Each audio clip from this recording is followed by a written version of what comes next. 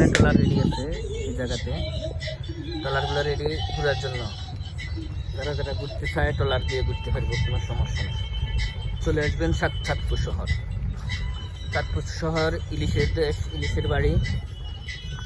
এখানে এসে ঘুরা মজা হবে। আলহামদুলিল্লাহ, আমি তো কয়েকবার আসছি, কয়েকবার বলতে অনেকবার আসছি, অনেকবার হিসাবে তো নেই। কত টাকা ঘুরানি, কত টাকা ভাই? 1 ঘন্টা 500, আধা ঘন্টা 300। কয়জন? আপনার ফ্যামিলি হিসাব যতজন আছে, 10 জন 15 জন। আমরা তো মানুষ অল্প, 2 জন 3 জন 4 জন আসলে এই দিতাম।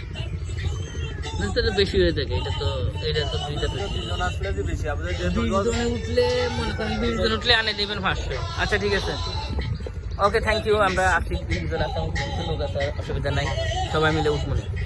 আসো। আমরা কোন জায়গায় যাবো? তো অনেক জায়গায় আছে।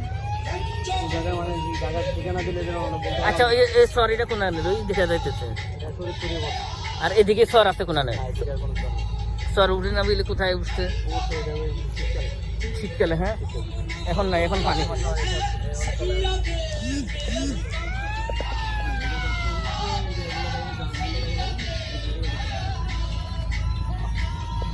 এই জাহাজ সামনে যা, ওই চাঁদপুরের নদী পড়ছে ওইগুলোতে।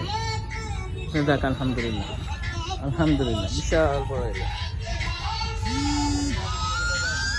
ইনশাআল্লাহ মাছ ধরে কোন জায়গায়? ইলিশ মাছ এই নদীতে ধরে, এই যে নদীতে ধরে কোন দিকে লয়ে যায় মাছগুলা?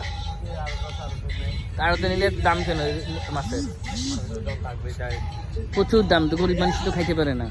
যার টাকা আছে সে খাইবো, আর অন্য মানুষ কি করবো? গরিব মানুষ তো, গরিব মানুষ বছরে পাইলে একদিন খাইবো, না পাইলে নাই। হ্যাঁ, না খাইতাবো।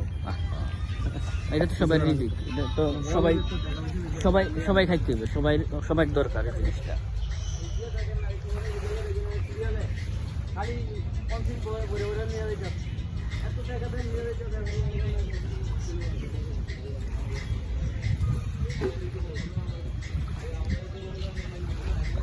ওকে রেডি করতেছে, ঘুরতে